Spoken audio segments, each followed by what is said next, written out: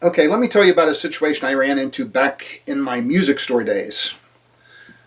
We'd sold a mixer to a friend of mine and his band, and that Friday night they were using the mixer at a local club, and about 10:30 at night I get a call at home from them. The mixer doesn't work.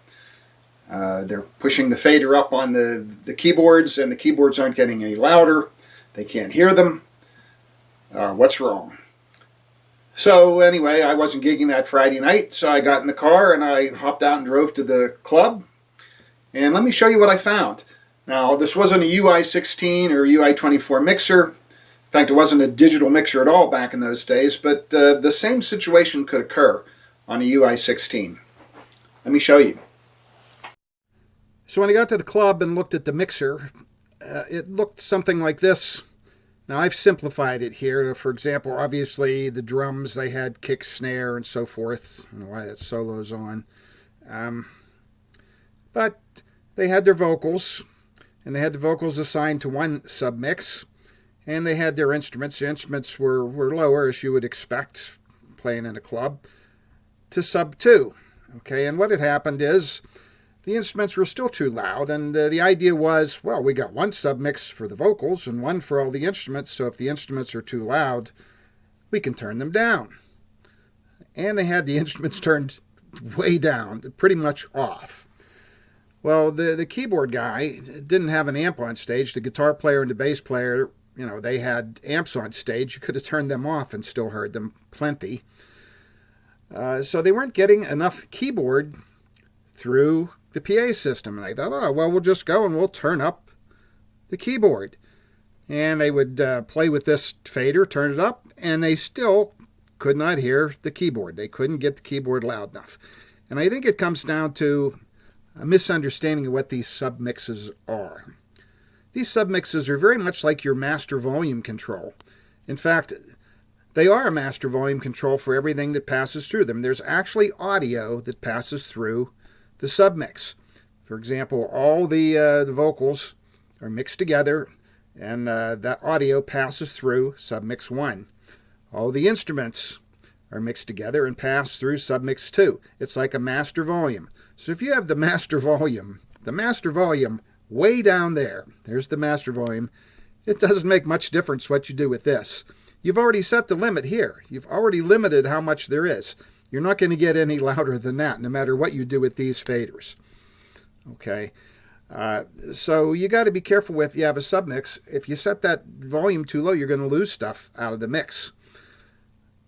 I think that the submixes, I would only use them for minor adjustments in volume. I think actually what a better use for them might be, for example, sub 1 on vocals. Maybe you want to have compression on all your vocals together. Well, you could go to sub 1, you could go to edit, and you could throw a compressor on there if you wanted to that would be on that submix.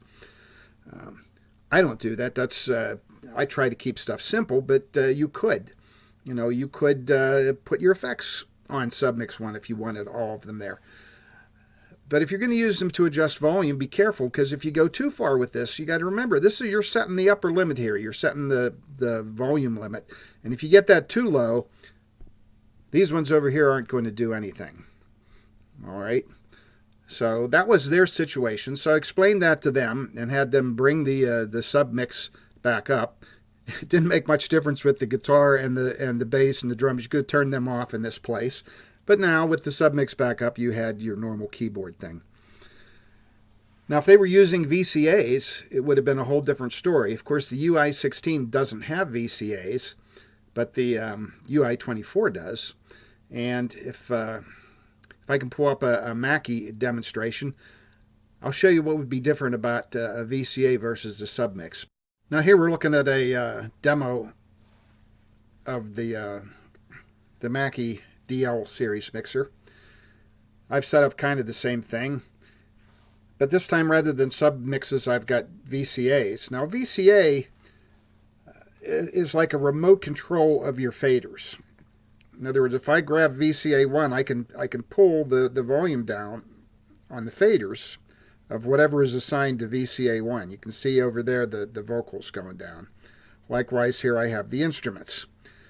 And with the VCA, you could pull the instruments down a ways and still have some control over the keyboard. Okay. In other words, this isn't setting a master limit on the volume. It's just as if you grabbed all the sliders at once and pulled them up or down. Okay. There's no audio traveling through the VCA. It's just a remote control for your faders. And I like the Mackie demo because it shows you the little ghost faders, which I couldn't get to work on the Soundcraft UI24, but I'm sure it probably does something like that. But that's the difference. So, hope this helps. Talk to you later.